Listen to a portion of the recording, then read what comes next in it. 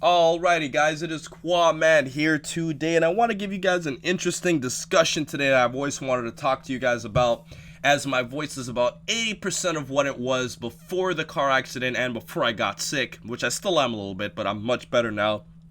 And I'm going to be talking to you guys today about egos, and is an ego actually a bad thing? I was just talking to Geekdom about this on, Facebook about 4 hours ago, and I was talking to my dad about this about a week ago, and I want to talk to you guys today. So without wasting any more time, let's get straight into this video. I'm going to give you guys a lot of real world examples, a little bit of psychology, and some Dragon Ball examples to illustrate all of this.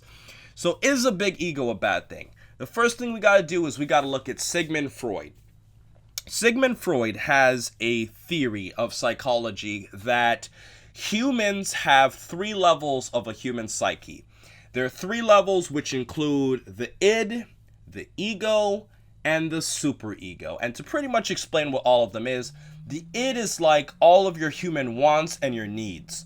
Your superego is like your overarching analysis of how you make things in society, like your morals, good or bad, is it right, are you up for it, is it worth it? All of those things are your superego, and your ego is your moral compass between both sides that helps you decide all of the decisions that you make in your life. So I'm going to give you the exact same example that my psychology teacher gave me 2 years ago.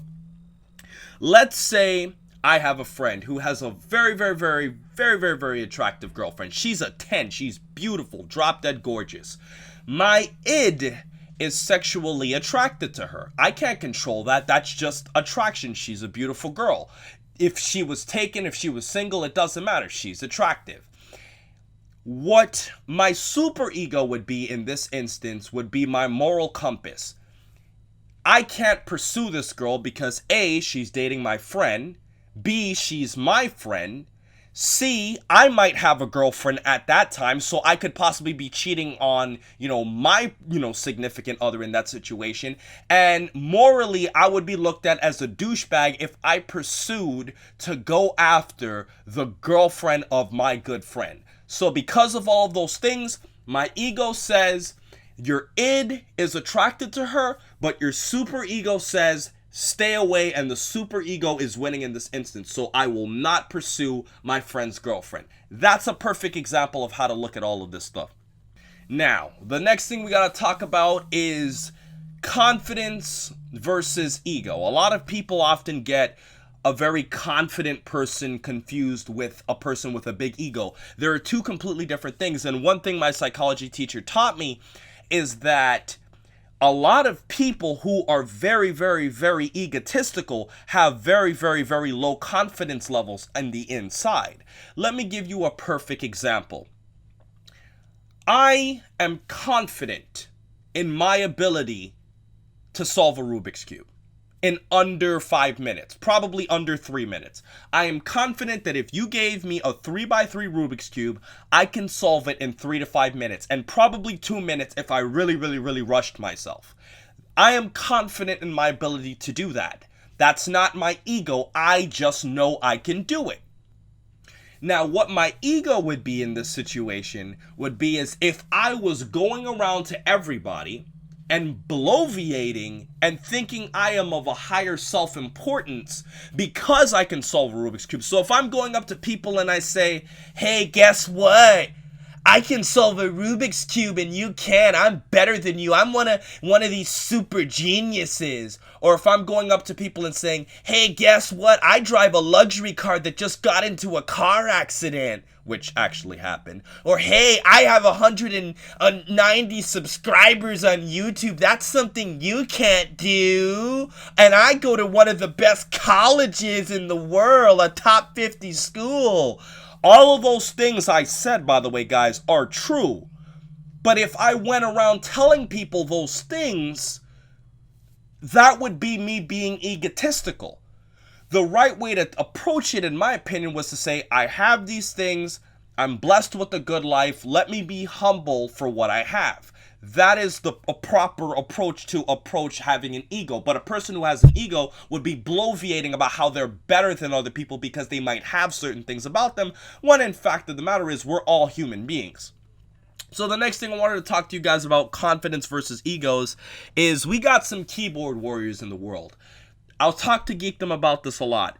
Because people are shielded from the internet, what they can do is they can type in something that they wouldn't normally say in a regular circumstance, and they could just press post or comment and just get away with it because they don't have to deal with the overarching consequences. For example, in my clickbait video I did a year ago, I had some people who were calling me a nigger. I bet you 99% of people who called me a nigger in that comment section, they wouldn't say that in my face. And if they did, they'd probably get hit. Unless there were other people around who could stop me, or if I was in a situation where I knew that I just couldn't behave erratically, that person's gonna get a fist in their face if they call me a nigger in my face. That's just not something you do in a social construct. And I think that's some of the things about ego versus superegos. You know you can't say those things in real life, or you think it wouldn't be appropriate, so you shield yourself by saying them over the internet. And let's use some real world examples, like some athletes, guys. Tom Brady, Floyd Mayweather, and LeBron James. LeBron James is a 4-time MVP. He has 2 rings. Floyd Mayweather is 49-0 in all of his fights. Tom Brady has 4 Super Bowls. These 3 athletes have a right to some degree to kind of back up an ego that they may have. Floyd Mayweather, out of those 3, probably has the biggest ego, and one of the reasons I think he has, a bad reputation for having a big ego is because he flaunts it. You see, Floyd Mayweather is always talking about how he has more money than certain people, how, he is undefeated, how he's calling himself the greatest boxer of all time, pound for pound. And I think it's because Floyd flaunts that's what gives him that approach. If you just have your accomplishments and you don't say anything about it, you probably wouldn't have been perceived in that particular way.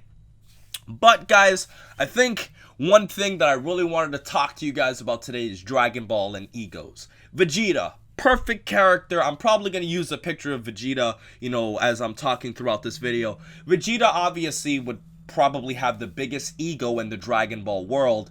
And evidence of this is when he met Goku, he was pretty much saying, I'm a Saiyan elite. There's no way that a low-class warrior like you can ever face me. He's using his ego. He doesn't know Goku. He doesn't know the full extent of Goku's ability, but he's calling himself a super elite and saying that he is of a higher pedestal than Goku and of a higher self-importance, and he's putting himself over Goku. And he learned that Goku was a lot stronger than he actually anticipated, and later on throughout the series, as we see, in the fight against Kid Buu, he admitted that Goku was better than him. And Vegeta has become a lot more humble, as we saw in Dragon Ball Super Episode 69, that he will never fight a gag comic character again as he was fighting against Aurelie. So what I'm saying here is that Vegeta's ego changed throughout the series as he was so self-believing in himself and his abilities as a super elite Saiyan, but Goku helped him realize his flaws and all of his egos, and he changed there afterwards. So I think that that's a good Dragon Ball example to use. And one other thing that I feel is very, very, very important before I get into a funny story for you guys is that I was talking to my dad, and my dad had a very interesting thing that he said about egos, in saying that people of a very high position of power, not necessarily athletes or something like that, but people who actually really, really, really are powerful in the world, they have a right to have an ego to some extent, and their ego probably drives them to be stronger. For example, Barack Obama years ago made a funny statement saying, well, they talk about elections, I won 2 of them, like as if he's showing his ego for winning 2 elections. Regardless of if you like Obama or not, Obama is a very powerful man in terms of how he can impact people's lives. And the same thing for President-elect Donald Trump as of the time that I'm recording this video. Donald Trump won the election. Regardless of what you think about him, he won the election. And the thing about him is that if he has an ego, his ego to some degree can be kind of validated because of the position that he has. And my dad was also talking about a lot of wealthy people. they use their self-importance that they believe in themselves to drive themselves even more so that they can be even higher than the people who they perceive as lower than them. And it kind of made me think that in some cases, as my psychology professor said, an ego can actually boost your confidence. For some, it doesn't, but it changes for all different people. So with my final words for you today, guys, I would say that I believe an ego is not a bad thing, and I think that it can be a good thing in certain situations. I just think that if you flaunt your ego, and if you're always considering yourself of a higher importance and making it known to everybody that you feel you have this need to prove to people that you're better than them because you do these certain things, that's when I deem having a big ego as a bad thing. But with everything else said, guys, I love these discussions. I really like these real world topics, and I'd love to hear your thoughts in the comment section below. So with everything else said, please remember to rate, comment, and subscribe. And remember, as I always say, to have a great day, guys, and I will be responding to a lot of you guys today, so do not feel shy to comment. Thanks for watching.